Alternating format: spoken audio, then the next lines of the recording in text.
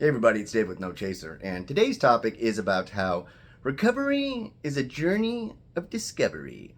Now, I know that may sound kind of corny, but it is true. So, there's a meeting I go to often, and it is made up of a lot of people that are fresh out of treatment or in early recovery. And for a lot of these people, they're in their 30s and 40s and 50s, and this is the first time they've been sober over a month in ever ever in their lives, or since they started drinking and using, which may have been in their early 20s or teenage years or early teen years. And what I hear a lot, and a sentiment that I've said a lot to myself before in the past, was, I wish I could get sober and clean and get back to being the old me. I want to be the old David. And when I really sat down and thought about it, I first got addicted since I was 15. So what old me do I want to return to? Do I want to be the 14-year-old me? Oh my God, no. But it's like, what old me? What I realized was that there's not an old me. That was just some sort of fantasy I made up in my head, some idealized version of myself that actually hasn't ever been. And what myself and what a lot of people kind of recognize once they get sober and clean for a considerable amount of time. Not, I won't say significant, because all time is significant, truly. But for instance, when I've been sober in my 20s, a couple months here, 6 months. I remember one of those times it was just pure white knuckling it, and then finally in my 30s. In longer periods, and then over a year. And one thing I was just not prepared for, and still am not, now that I'm back in early recovery, is that recovery is not just about stopping drinking or using. And another aspect to it is that the drinking or using you were doing was blocking out a lot of stuff, or helping you avoid or escape a lot of stuff. And all that stuff starts coming back.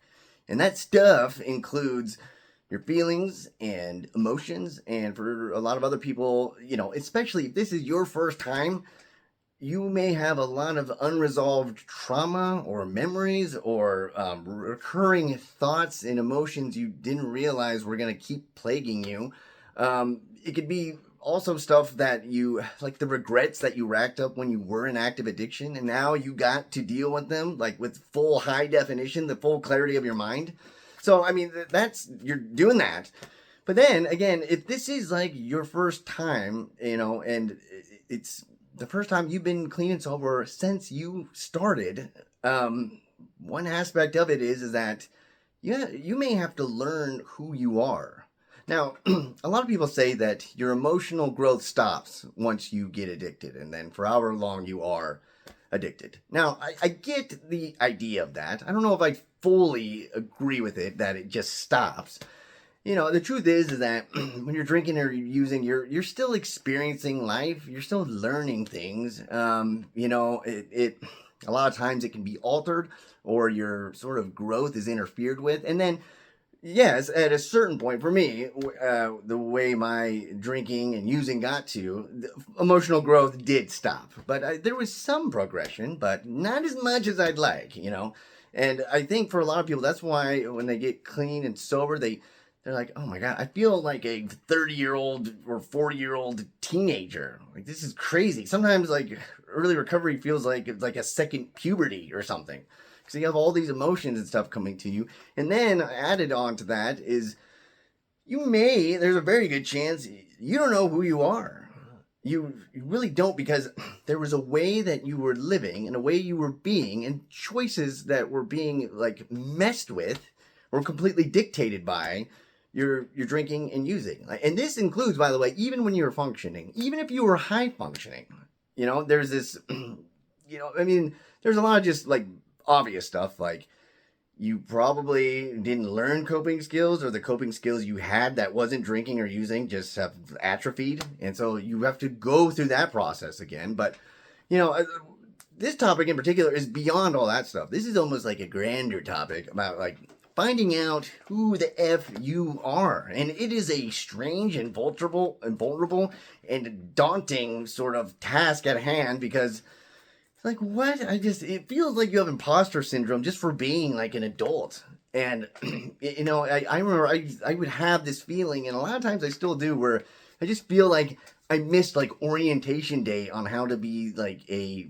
responsible adult human being. And you hear a lot of terms like, dude, I'm adulting and stuff like that, but this is going way beyond that. This is like, again, knowing who you are. Because another thing, especially, for me, when I was drinking, I was just kind of putting up with stuff, or I was just going with the flow, so to speak.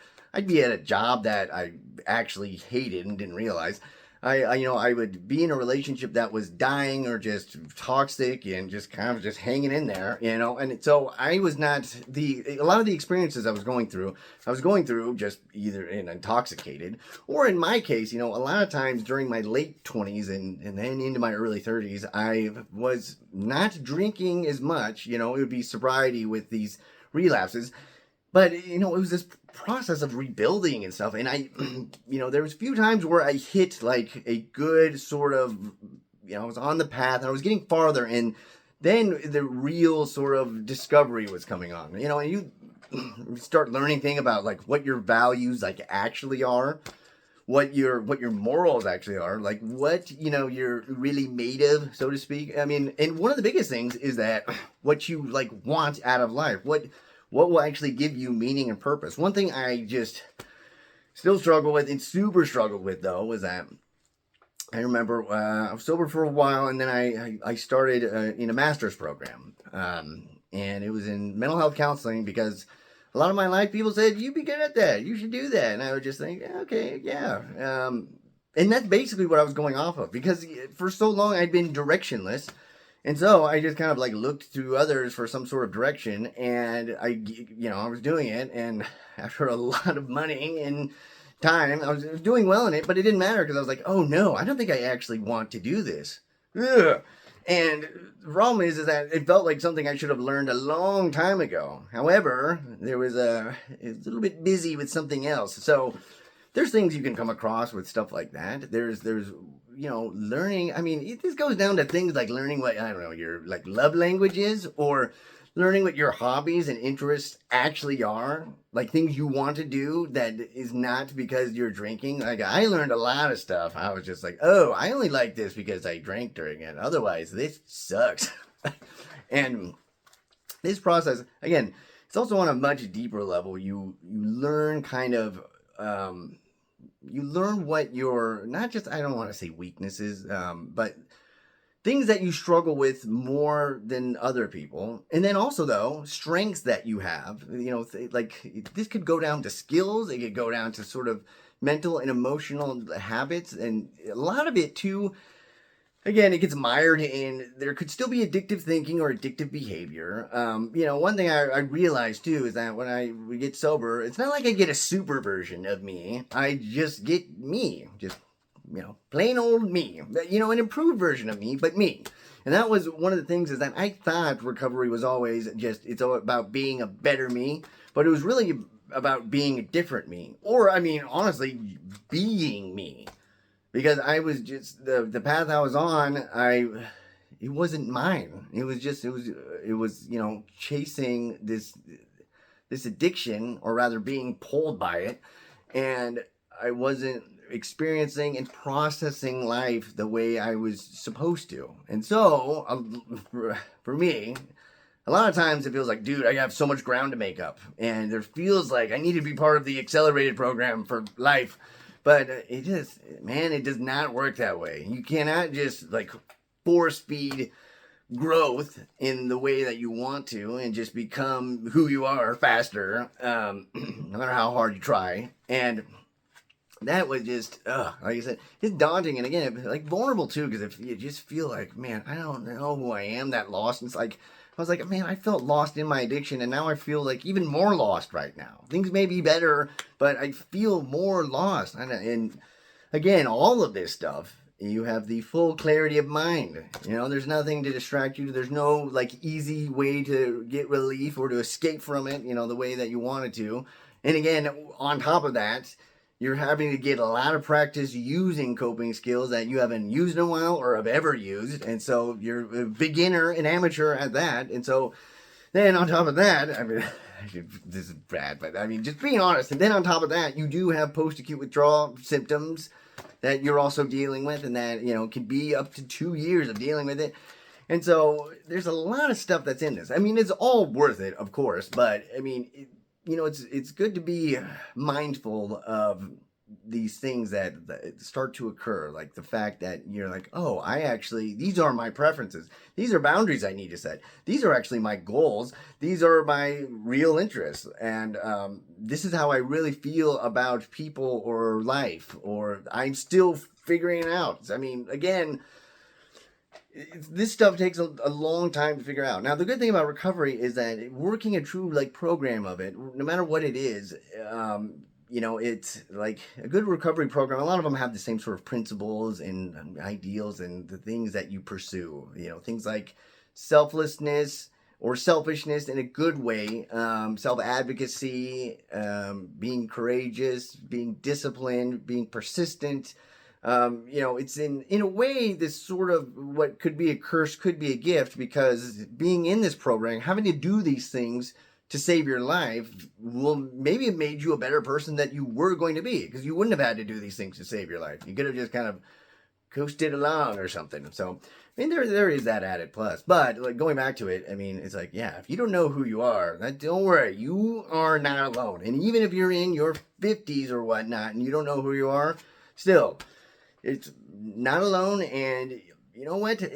Again, this may sound cheesy, but you know what? It's not cheesy, all right? It's something real, is that you can reframe this, and you can think of it as like, I get to discover who I am. This process could be fun, especially in terms of hobbies or interests. You get to discover, it's like discovering a new genre of music you like. I mean, you could actually really embrace this. You could be, optimistically curious about yourself. I mean, you can reframe that. I try to do that. I know I'm a curmudgeon a lot, but I really do try. And so this doesn't actually have to be, even though I spent most of this videos making it seem like it does not have to be this arduous, painful task.